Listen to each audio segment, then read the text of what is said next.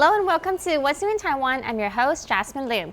Today we'll explain a political moment that's truly unprecedented in Taiwan's history.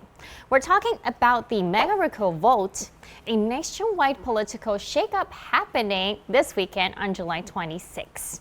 Over 20 lawmakers and the city mayor are facing recall votes all on the same day. So how did we get here and what does it mean for Taiwan's democracy? What exactly is a recall vote anyway? Let's dive in.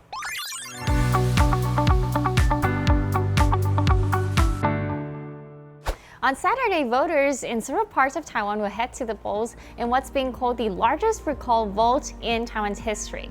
A total of 24 KMT lawmakers plus Hsinchu City Mayor An Gao are facing the possibility of being removed from office.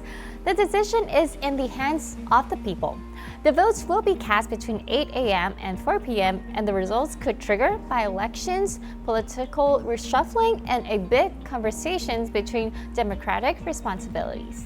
But this isn't just about individuals. For many, this is about the direction of Taiwan's democracy, how voters hold politicians accountable, and how Taiwan's unique political tensions are playing out after the 2024 election. Let's rewind. Back in January 2024, Taiwan held its presidential and legislative election. Lai Ching-te of the DPP won the presidency, but in the legislative yuan, Taiwan's version of parliament, the DPP didn't win a majority. Instead, a coalition between the KMT and TPP gave them control of the legislature. Since then, these parties have pushed through a series of controversial reform bills that spark widespread concerns. For example, the Constitutional Complaint Act, which critics say has effectively parallelized the Constitutional Court and also limiting checks on government powers.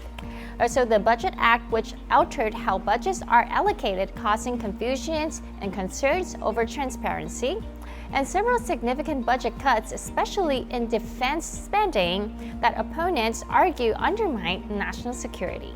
These moves have drawn sharp criticism from civil society and activists, who sees them as a power grab rather than genuinely reforming. This tension gave rise to citizen-led protests like the Bluebird movements demanding accountability. Eventually, these movements evolved into the large-scale recall campaigns we see today. So what is a recall vote anyway?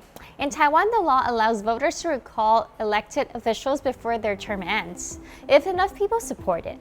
The process has 3 steps. First, proposal, where a group of voters file a petition. Second, signature collection. If enough registered voters sign, the Central Election Commission approves it. And third, and most importantly, voting day. People vote agree or disagree on the recall. To pass, the recall must meet 2 conditions. First, the agree votes must outnumber disagree votes. Also, those agree votes must equal at least 25% of all eligible voters in that district. If both are met, the official is immediately removed from office and cannot run again in the same district for 4 years. And who's facing recall? The list is very long. 24 lawmakers, all from the KMT, and the mayor of Hsinchu. These figures are being targeted over their support for controversial bills and for not aligning with public sentiments, especially after Taiwan's 2024 earthquake response and cross-strait tensions. Let's look at how the political parties are responding. The DPP, the ruling party, has gradually moved from being an observer to active participant. Now, President Lai Ching-te, who's also the DPP chairman, has urged party members to support the recall as a stand against what he calls pro-China force inside Taiwan's legislature. Now, the party's messaging is very clear. It's called Vote to Recall to Protect Democracy. They even launched the Protect the Nation March, a series of rallies across Taiwan. The KMT, on the other hand, sees things very differently. Chairman Eric Chu has condemned recall as political revenge, calling it a disgrace to democracy.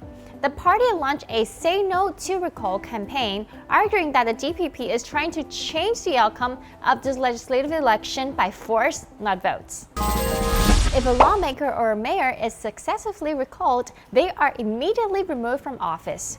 A by-election must be held within 3 months unless the term is almost over, and they cannot run again in the same district for 4 years. And if the recall fails, that official stays in office, and importantly, they cannot be recalled again during the same term. This is why the stakes are so high. For some politicians, this vote could mean the end of their political careers, not just for the next few years, but potentially for good.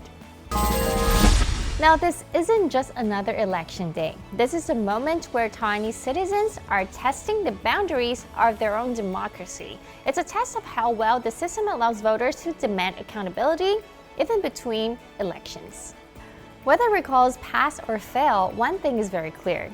Taiwanese people are engaged. They care deeply about who represents them and what kind of democracy they want to live in. And that's very powerful. That's a wrap. If you found this episode helpful, make sure to subscribe, share, and stay tuned. Taiwan is changing fast, and we're here to bring you to the heart of it. See you there.